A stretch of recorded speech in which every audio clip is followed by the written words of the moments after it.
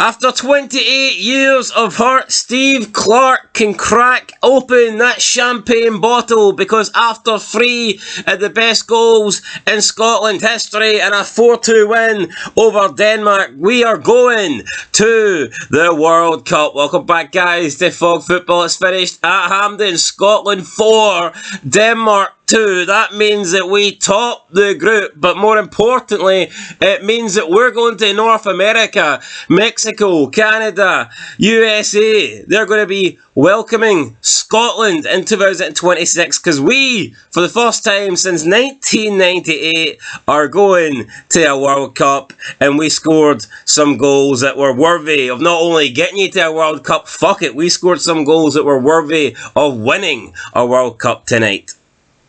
Well, Steve Clarke, he might just take us to winning the World Cup, but first of all, we have to deal with tonight. What a night. I can't remember the last time I experienced that in a game of football. From heartbreak to... Well, I say that. Fuck, the Greece game was pretty bad a couple of days ago, but that game tonight takes it to a whole new level because I thought we were down and out at 2 each. I was on the floor, and then I was on the roof when it went 3-2, and then when Kenny McLean, a guy that I've always wanted in the Scotland squad, by the way. Big Kenny McLean, we've never doubted him, we've never criticised his selection, we've always loved McLean. Yeah, big Kenny McLean, what a hero, what a legend. You cannot share the same name as Bruce Willis's most famous iconic character and be shite, you just can't. No, you can't, but it took 28 years for that shot to come down, but it felt fucking good when it hit the back of the net. It was over. I'll tell you what didn't feel good though, the amount of added-on time that referee was playing. You know what though, I can half accept it because it wasn't. I don't think it was a red card, but yeah, who gives a fuck? I don't care. I think once he gave that, he was almost giving them everything, but to be honest, who cares? He didn't give them the 3 points or a point. We got the 3 points, that's all that matters. But you're right, it went to like 7 and 7.5, and it's like, what are you doing? Maybe he knew Kenny McLean was destined to score. Maybe that's what he knew. He had 4-2 in his coupon. Maybe he had Kenny McLean to get the 6th goal of the match, perhaps. So we don't know what he was doing, but I just want it's weird because they add on 6 minutes and you're thinking that's not enough. But then Scotland score and you're thinking, fuck me, that's way too much. What are you doing, referee? And you know what? Maybe it was fair because I guess when you factor in the celebrations and stuff like that, then you do need to add extra time on. But it always seems to be whenever you need the extra time, it just feels like it doesn't get added on properly. But whenever you're in front, it's like the referee's, getting every second extracted out of the match. But I don't think Scotland have ever held the lead in such an important game before. Well, not in my lifetime. Surely not. I've never seen add-on time go so quickly for like the first 3 minutes and then drag so long in like the remainder. Yeah, it was absolutely crazy. I know World Cup, Euros and stuff like this, but you can't really compare. The Euros are great, but the World Cup is just different. No, absolutely, but I also feel like, it's weird because I feel like with club football, when you're trying to get into the Champions League, like when you're in the late stages, maybe it's because Scotland never made out of the group, but I almost feel like these games to get in the tournament are more impactful on you than the actual games at the tournament. That makes sense, because that was fucking torture tonight. Make no mistake about it.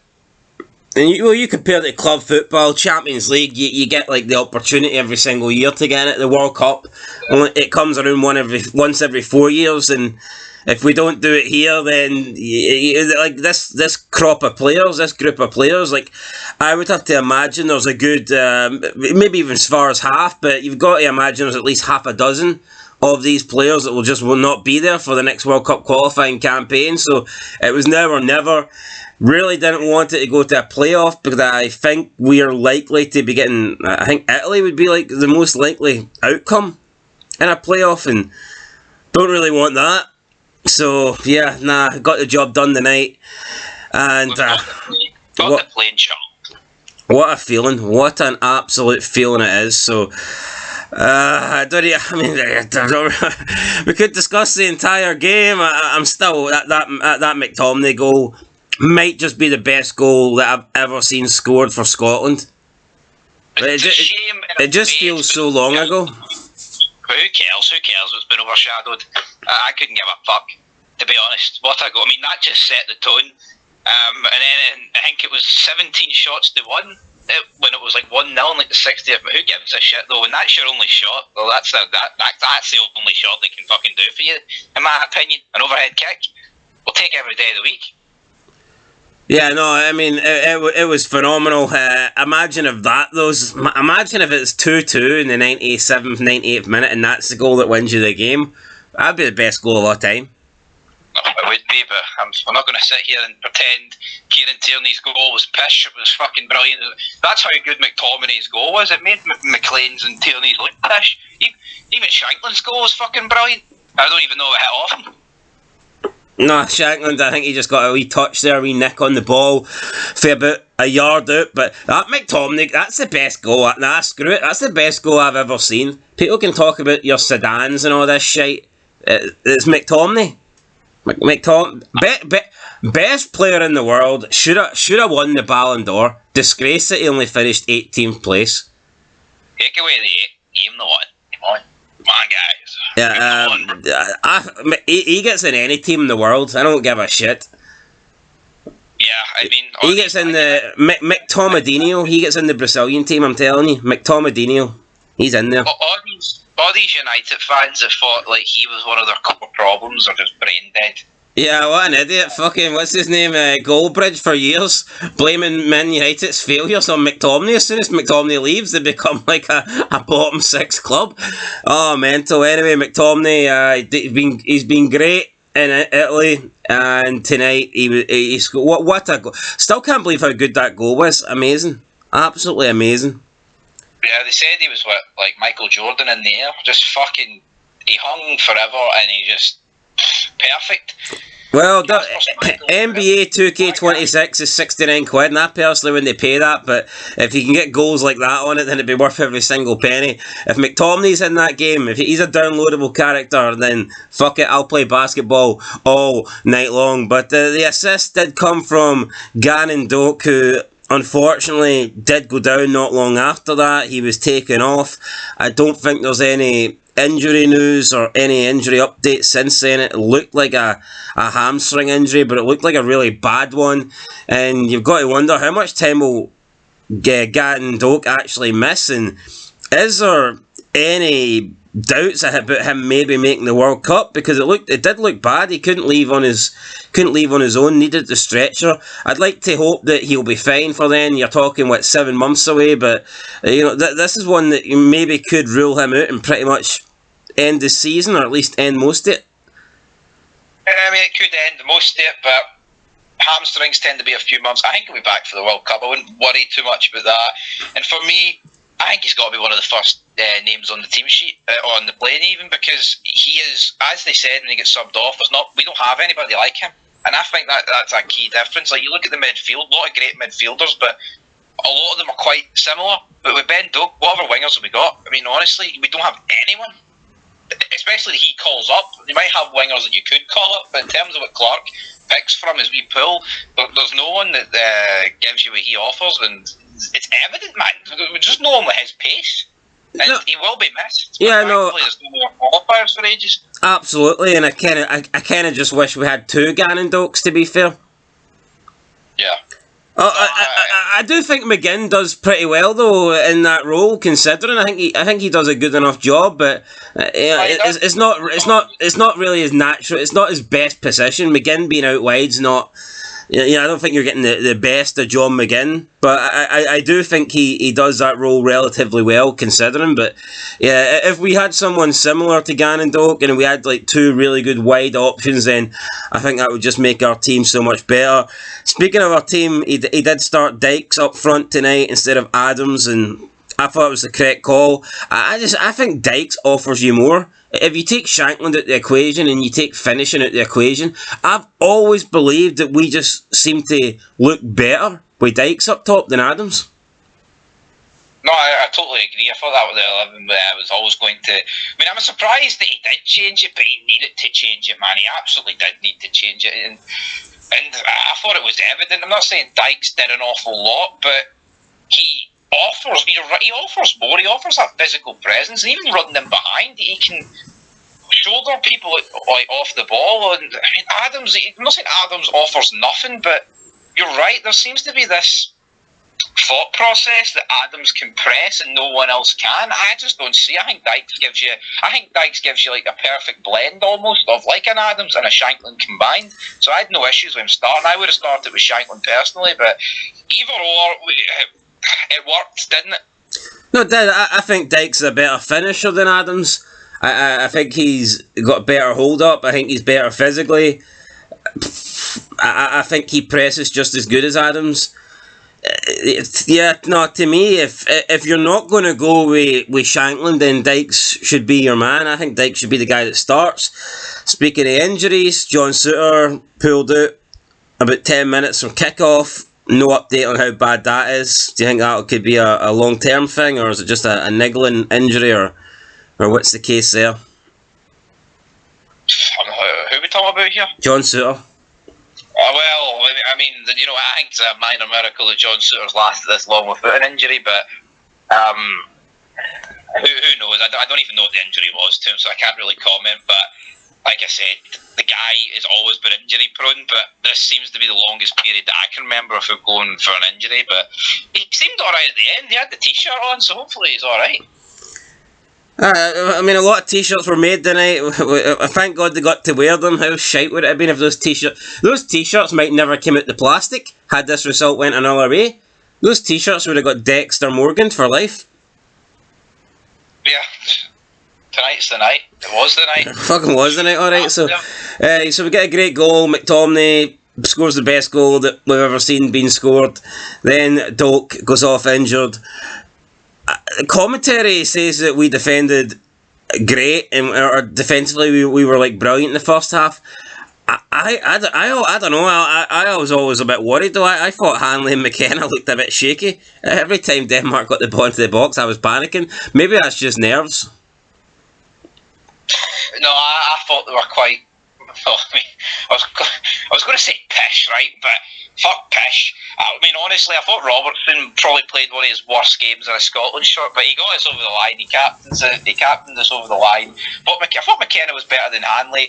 But the shot that Hoyland had, with Gordon saved, it was offside. I thought Hanley was pretty poor for that, but like I said, it was offside, so it doesn't really matter. I don't know. I think it was on. It was close. It off. It could have went as off. It depended. If it went too far and he scored, then who knows? But either or, Craig Gordon didn't know that. He saved it. And yeah, Craig Gordon, he made the mistake against Greece, but I think tonight showed that Craig Gordon should be... You know, we always hear about, Clark likes to pay favourites back and he does this and favours loyalty. Craig Gordon has had a massive hand in getting us to the World Cup, and he should be starting for me. Yeah, no, absolutely. He stepped in and he's done the job. He played well against Greece, minus that third goal. Thought he played well tonight. Made some good saves. I don't think you can fault him for any of the goals. Second goal, nothing they can do about it. And then obviously penalty, just didn't save that. I think he should start over Gunn, even if Gunn is 100% fit, regardless of what's happened over.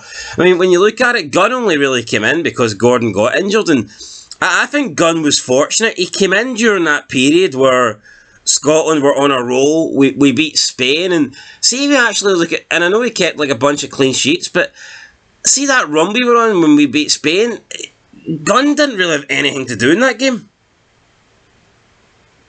No, you're right, and we said that at the time, and it's not that Angus Gunn is bad. I think he's all right, but I do think Craig Gordon over the last couple of tournaments has been shafted in that regard. Yeah, there's been injury elements in there, but for me, I've always felt he's been the number one guy. But Angus Gunn, to me, it's just he's simply been lucky that he was a part of our best period under Clark, which was 2 years ago. I just think it would be incredibly harsh here if we go to the World Cup and Craig Gordon sits on the bench for a minimum, and I hope it's more, but a minimum of 3 games and doesn't even get on. Because that's what happened in the last 2 Euros. He's played second fiddle to David Marshall and Angus Gunn. Whether you think that's right or not, I don't. I think he should have been playing both of those. The last one. What's that? Gordon didn't even go on the plane to the last one, sure. Well, true. I mean, he was cut, wasn't he? And, he was cut the last. He picked 4 and then he cut him. So yeah, I think Gordon should be starting for Scotland at the World Cup, and I hope that he does. Fuck it, even if he doesn't, it's like, can he at least get like a game or like a half or some shit like that? I think Gordon deserves it. This will be his last tournament, surely. He's not. Yeah, I don't understand the logic of like, the goalie has to start every single game. See, when you've got goalies that are like equal measure of each other, or goalies that's like been like long time servants. Like for me, you look at the last couple of Euros, there's been no excuse not to like switch up a bit in the tournament for me. Yeah, no, even ahead of these 2 games, people are saying, what's Clark doing? Why is he playing Gordon? He needs to play Bain because Bain's playing every week. It's like, I mean, who gives a shit? You go with your best player, regardless of whether they're playing every week. And if Hoyland's through 1-on-1, or if we're at the World Cup and there's players on the good players for the big nations on the attack, I know who I want in nets to try and stop the goals for going in the back of the net. I'd rather a Gordon who's not playing every week at club level than a Scott Bain. No, absolutely. And that's nothing against Bain, right? Because I think this season he's actually proven a lot of people wrong. But I mean, I think you'd just be a delusional Falkirk fan to suggest that he should be starting over Craig Gordon at this stage of the game. Yeah, anyway, rant aside, I think Gordon should start at the World Cup. Right, second half, so... let's just sum up the first half. I thought minus the first 10, 15 minutes, I thought we were pretty shite and really negative, and it was depressing. Yeah, we were. There's no. Because we started so well. We started so well and so positive and on the front foot and going for it. And that's just, I want us to be that way the entire game. Alright, see if we go 3-0 up, maybe then you can, but like, we score so early, and as happy as I was we went in front, and as great as the goal was, as soon as we scored, you've just got this like nagging thought in the back of your head, he's just going to sit back, he's going to change things, we're just going to be so defensive now, and that's exactly what happened. No, he's a weird guy, Clark, right? I mean, he sat back at 3-2 against Greece. He sits back at 0-0. He sits back when we're winning. I don't think there's really a scoreline where the guy actually decides to go forward, but you're right. I mean, I'm not going to sit here and say, the worst thing for us was to actually score, because of course that's not the case. You want to be leading, right? Especially, in this game with that goal. But you're right to a degree, because it's like going 1-0 up just made us sit back. And it's the same when we went 2-1, not to skip too far ahead. We went 2-1 up, and see with 15 minutes to go, with Ted playing against 10, you should be going to make it free to allow for them to maybe score. What we did was we sat back and then made it 2 each. At that point, I mean, I'll be honest, I was fucking livid. I was going mental. I was spitting venom. Yeah, you scored, you got about 12 minutes to go, something like that. You score the second goal, you're at home, you got the crowd behind you, you got the momentum, you've got the man advantage. Surely it's better to stay on the front foot and try to finish the game and put it to bed, rather than just sit back and then fight pressure when all it takes is like another penalty decision or a deflected strike or one error at the... It makes no sense to me, man. When we went 2-1 up, we should have stayed on the front foot and tried to bury it 3-1, but no, we sat back, and then as soon as it goes 2-2, we're having to start over again and launch everybody for. Just made no sense to me. Seeing you go 3-2 up, right, and there's 2 minutes to go, I accept that. There's no point going for it 3-2 up and there's 2 minutes to go. You can defend for 2 minutes. We proved that. You win 4-2. But see, when you're against 10 men and there's like 20 minutes to go, there's no need to park the bus, especially when the defence is shaky. Let's see Andy Robertson, right?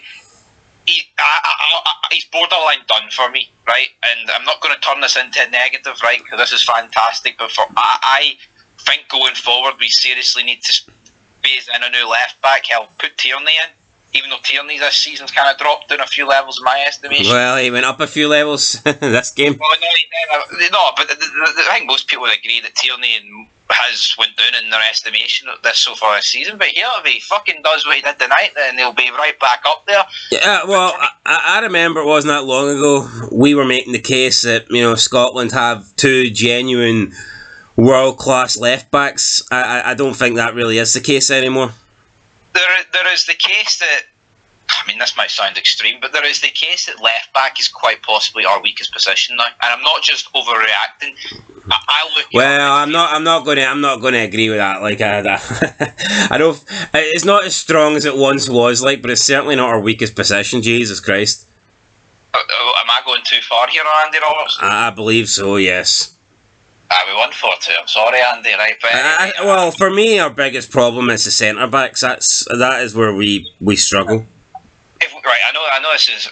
If we take out the wingers and we take out the centre backs position, I think left backs are weakest. I think Hickey's fine, great. And I think it's just the over reliance on Robertson, if anything, because you just know he's going to start and play every minute. Well, no, I don't want to see Robertson and Tierney go away or anything like that, but I kind of am looking forward to, the next group of left backs that we could possibly see coming through at a top level. I think the likes of Josh Doidge and James Penrice. I think those are guys that we could see coming into the Scotland squad within the next few years. I mean, possibly Greg Taylor might get another opportunity. Yep. In the Scotland team as well, so I would say I'd be more concerned about centre back, and then also I think once Craig Gordon goes, I think we're very light in the goalkeeping department because I just do not rate Angus Gunn. No, I would agree with that, but I just think it's a crazy swing that we've went from having two of the best left backs in the world to now worrying about the position. But may as well talk about the penalty for Denmark. As a foul, it probably. I mean, I think a penalty is the fair call, isn't it? You could argue maybe it's just outside but it's definitely a foul. I think I've no complaints. I think it's just on the line. I know, a certain fan base. Well, why didn't they gloss over this one within 10 seconds and go, nah, free kick, play on? I know. But for me, he goes down easy, the guy. It's one of those ones where I'm actually surprised because the referee didn't give it on the pitch that they've overturned it. But it's a shame. It's a shame this wasn't a Scottish Cup League final, or else this would have been given us a free kick. Absolutely, but or fuck all in that case. But in terms of this, I don't think we can really complain too much. I mean, I did have Andy Robertson to get booked in my bet, but either or, they step up. And Hoyland, who I thought had an absolute fucking shiter, did put one away, but big Craig Gordon just let him have it. Just for a bit of false hope. I'm a big fan of that. Yeah, so we get the goal. We didn't get the goal. They got the goal. It is 1-1. Then Christensen got sent off for a second yellow. I don't think it's a second yellow. No, I'll admit, I thought when it first happened that he pulled McGinn back, but when you rewatch it, it's very soft. It's very light. Yeah, I didn't think it was a sending off in that Greece game either. I think we have been a little bit fortunate these last two games to have a man advantage. I think the fact he's gave it as a foul, he's almost forced into giving the yellow. But here, I'm consistent, right? People say, "Oh, biased, right?" That's it. I mean, I want this to be a red. I'd be raging. See the way I can't remember the Greece player that got sent off on Saturday. I'd be raging if two Scottish players got sent off in these situations.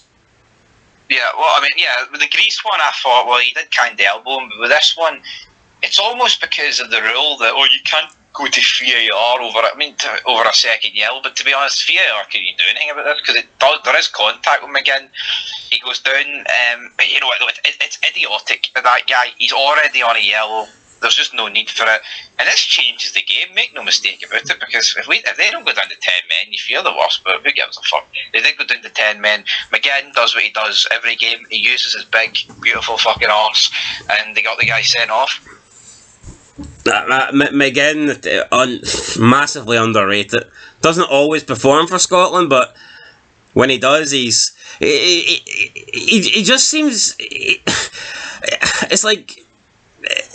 what he does, it doesn't necessarily look flashy or whatever, but he just does like the hard stuff in the game, like the hard part he does really well, and so many times you just see him like holding up the ball and bringing players into the attack and winning fouls, and he's just so fucking good at that.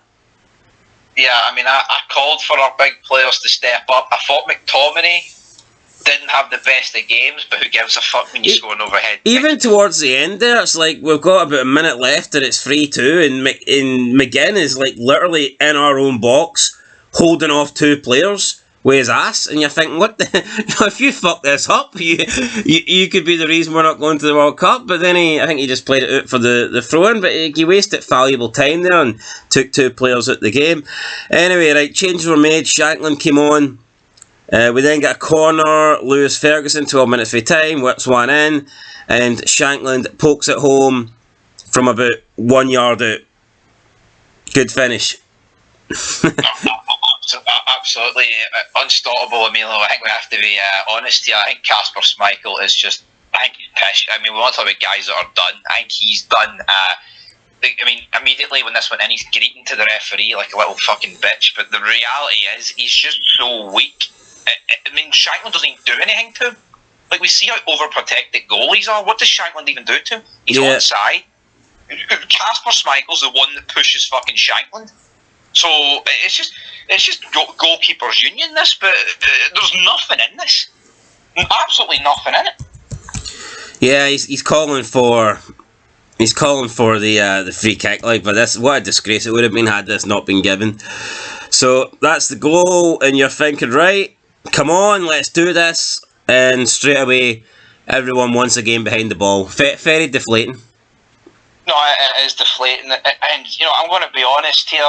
If we drew this, I would be going fucking apeshit at this, because I think this is unacceptable.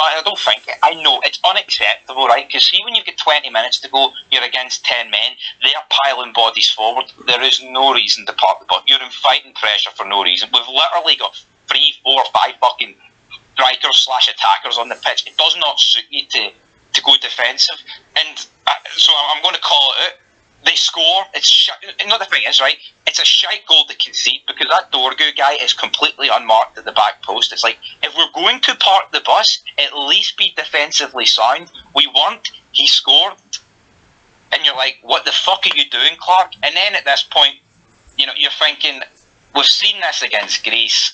3-2, we need that a goal. We've played these games before. Yeah, we are. No, yeah, but I mean, people will be like, that's being negative. No, I think it's reality, man. You would be a fucking liar if you weren't calling Steve Clark every name under the sun when they made it 2 each, and you saw what we did the previous couple of minutes after taking the lead. You would be. You'd be a fucking liar to suggest you weren't calling the guy out. Yeah, it's so depressing to see how defensive we get when we get into the winning position, or the position that we need. Yeah, and you're against 10 men. There's just I mean, that was the time to push on and finish the game and put it Denmark away. And see if we went gun ho, right, and Denmark scored because we went gun ho. I'm not saying you wouldn't still criticise it to a degree, but I think there would be a level of acceptance. Like, you know what, fair play, you actually went for it. But when you're 2-1 up and you've been under the cosh the entire game, but the game's flipped because you've went 2-1 up and they're down to 10 men, you've got to go for it. We can't afford a draw. We need to win. If you make it 3-1, the game's dead. But we didn't do that. I mean, see that last 10 minutes from when they scored up to about the 92nd minute. I'm just sitting there thinking, I am so depressed. I was heartbroken, man. I was on the verge of I was near greeting. I was like, how they fucked it up this bad? But then Kieran Tierney, that beautiful man, top left hand corner, fucking Kasper Schmeichel. He's like, I've trained against him. He's pish, and he stuck it straight in. Great goal for Tierney. Hits it first time, left foot, it curls it in. Schmeichel, no chance. Fantastic goal. We then go 3-2 up. In the 93rd minute, this is probably when it's acceptable to sit back and try and hold on to a lead. I can accept this. Not the 3rd minute into the game, not the 78th minute into the game, but when we go ahead for the 3rd time in the 93rd minute, that is when I'm okay with just getting everybody in the box and trying to see it out. That's what we tried to do. Because in this 93rd minute, Denmark are literally going to put everyone forward, and therefore, even if you park the bus, as long as one guy's up at the halfway line, you're going to hit on the counter-attack. We get that. Kenny McLean just fucking... you said it was 28 years since the last World Cup. This ball floated for about 28 years, and it went in, and it was the perfect end. McLean! It wasn't a perfect game in terms of, management or whatever, but in terms of the spectacle, the drama... it was cool action scene City. To use one of my terms, cool action scene. 4-2, red, VAR, wonder goals, shite decisions, you name it. What didn't it have? No, it had everything. Amazing goal from McLean. Surprisingly, no, not the best goal of the game. I'm still giving that to McTominay. But I tell you what, I don't think you're going. Has there ever been a Scotland game that's had 3 goals as good as we got tonight? I can't imagine so. No, when you factor in the ramifications and how much it meant, no. But to be honest, man, there's a case that Shankland's goal was fucking brilliant as well. So, but. In terms of ranking them, McTominay's got to be first. Overhead kicks are just different gravy, especially when it was it's kind of behind him and he was hanging for so long. Tierney's has just hit so perfectly, but it's McLean's just being the icing on the cake, and it was just because you knew if it went in, that was it. It was done. Yeah, if I had to rank them in order, I can't believe I'm going to do it. I'd probably go from top to bottom. McTominay, Tierney, McLean, Shank. I cannot believe I'm saying that McLean goal is only the 3rd best goal that was scored tonight. But if I take into consideration the goal itself and also the score, I just feel like McLean. See if that doesn't go in, I don't think it really. I think the game's over anyway. I think he could just sky that over for a goal kick and it's done. But we get the cherry on top, but it's the McTominay goal is world class, and the Tierney goal is the one that you feel really sends us to the World Cup. I would agree with that. We don't know for sure how long he continues to add on, but I agree. Well, I think that goal was the last kick of the game, was it not? I think it was. Yeah. So 3-2 probably wraps up, but even on it was perfect way to. The Tierney goal, it felt like it took forever. The guy, I don't even know how it done, but he hits it and then it was hit perfectly, man. You couldn't have asked. Oh, brilliant. Just every goal was brilliant. No complaints. Even Shankland's goal, it's just the fact that Schmeichel was greeting was just even that wee bit. I love to see those. I love to see those Schmeichel tears. The slippers were fucking well and truly glued on tonight. Absolutely. Worth mentioning, the other group in the game finished at home. Well, not at home because they're playing in a neutral venue, but it finished Belarus 0, Greece 0. So Belarus finishing the campaign relatively strong with 2 good draws. Thank you, Belarus. What a team. Of course, if they didn't get that draw on Saturday night, then this wouldn't be the case. Also, shout out to Wales, who are battling North Macedonia for 2nd place, and they beat them 7-1. Big result there for the Welsh. That's a fucking... Didn't expect me. Didn't fuck 7? Yep, 7-1. That's insane. Also, not that it mattered, but Kosovo also got a draw against Switzerland, and that guaranteed them 2nd spot. They already had it, but it was a good draw for Kosovo. So just throwing some results out there. But the only result that matters really is Scotland 4, Denmark 2. That is the only one that matters, and fuck it. It's it's a long summer regardless, but the fact that we are there in the World Cup for the first time in my lifetime, and not only that, I mean, a lot of people's lifetime from when like they're an adult. I mean, you were what, 7, 8? Yeah, I remember it, like, but not.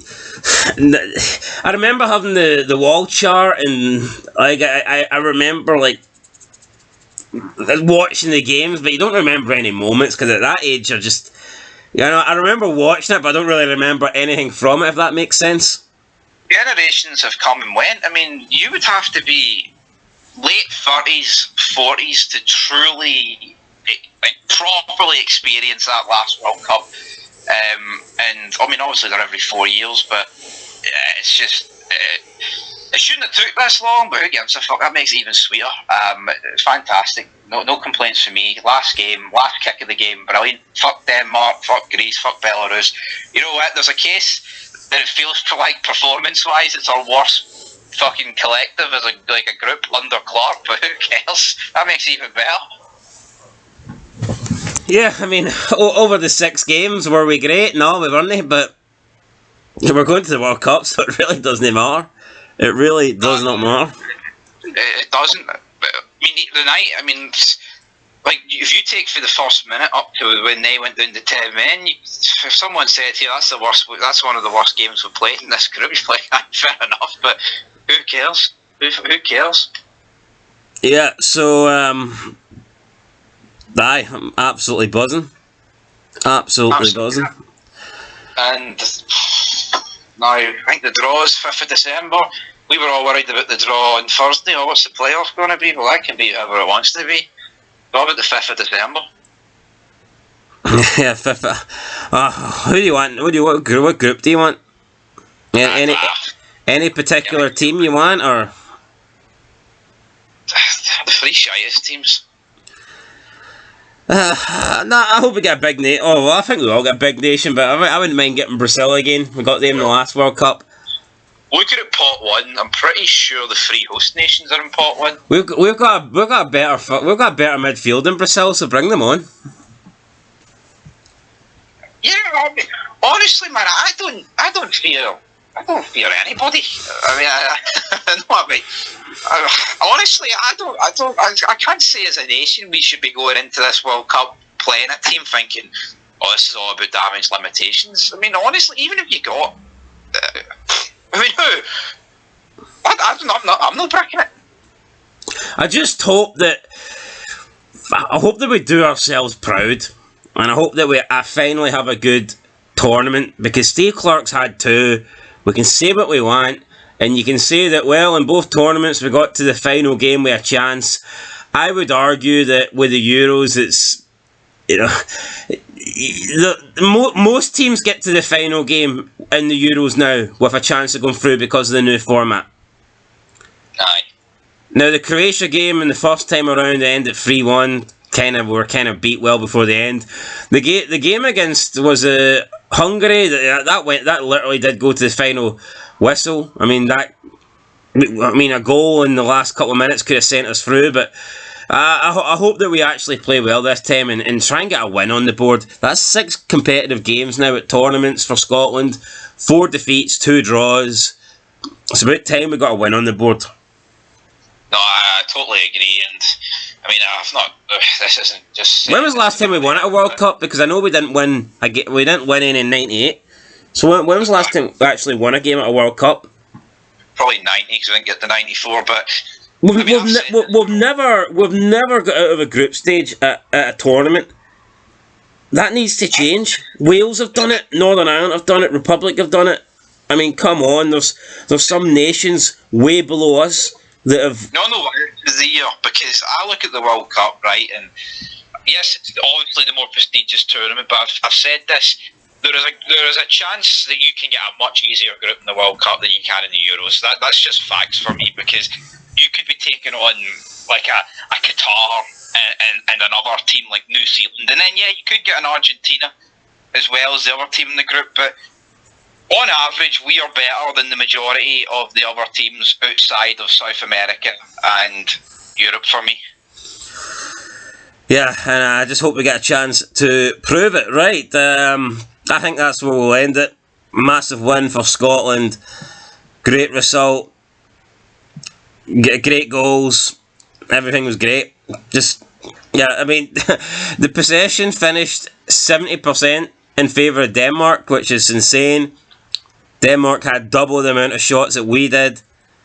Denmark had 39 touches inside our box compared to 14 that we had inside of theirs. So 9 corners to our 2. I think our first corner was the goal that the second goal we scored. So yeah, no, Denmark, they probably think they were hard done by. Another thing I'd say, right, and we've been saying this for ages. Shankland gets one chance and scores it. I'm not bashing anybody here, but it's like, can we just actually start the guy? Like, he didn't get anything in that game apart from that one chance, and he fucking put it in the back of the net. Yeah, and people will say, "Oh, well, how could he miss?" But I mean, at least he was in the right position. Yeah, no, people say, "How can he miss?" Fucking Adams had about 3 of them in the last game. Yeah. You know, I mean, Adams had a diving header in this game that fucking went out for like a throw-in. Yeah, that was really poor, that, wasn't it? Again, it's a much harder chance than Shankland had, but you're thinking if Shankland has that diving header, you assume that he's going to at least get it closer.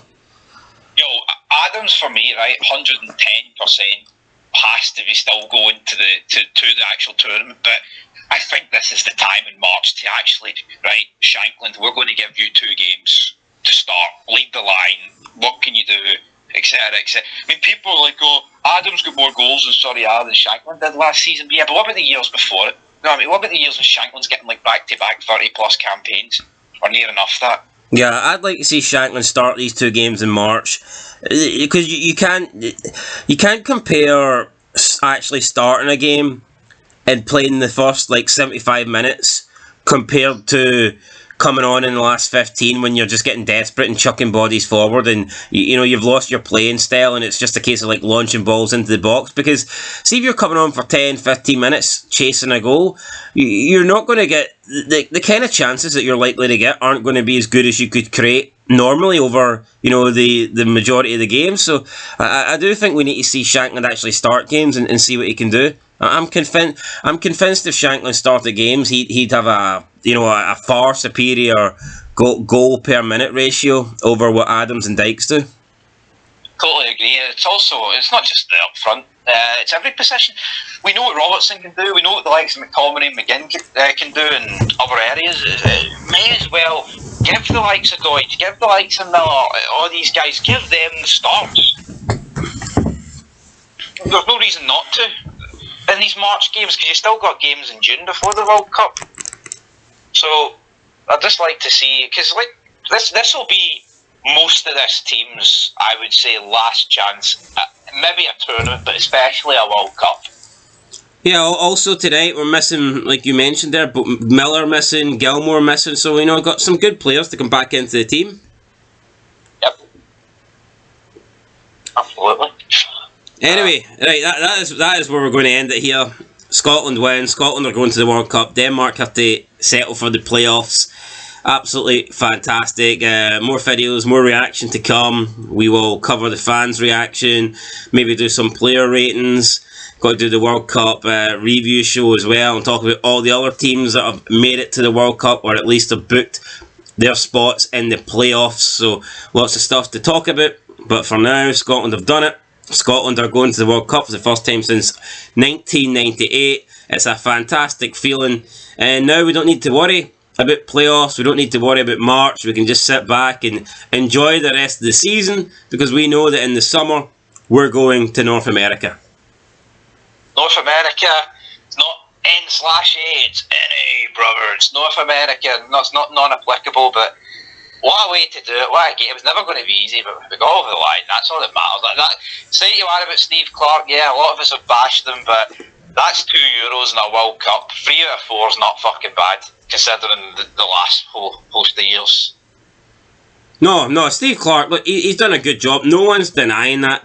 I think the criticism comes from he's had the best Scotland team that I think we've seen, at least I'd say since the turn of the century. No, absolutely, and even with the best squad, I think still getting to 3 or 4 tournaments is it's still a mighty achievement. I mean, you look at the last Euros, hell, fuck, we got in via there was no Nations League playoff push, so in 2 tournaments in a row now he's got us in the old-fashioned way, so you can't really complain. No, aye, that's the correct way to do it. The Nations League way does seem like a backdoor way in, so yeah, proud yeah, that like, I mean, this is me bashing the rest of the teams, etc. But you look at all these other teams that are finishing third in their group. They secured a playoff back 4 years ago or whatever. It's like, I don't like that personally, but yeah, that's what it is. That's not for me to decide. Yeah, we've qualified the right way, and that's all that matters. Right, guys, that's going to do it. We'll catch you in the next one. Till then, leave a like, leave a comment, subscribe, and peace.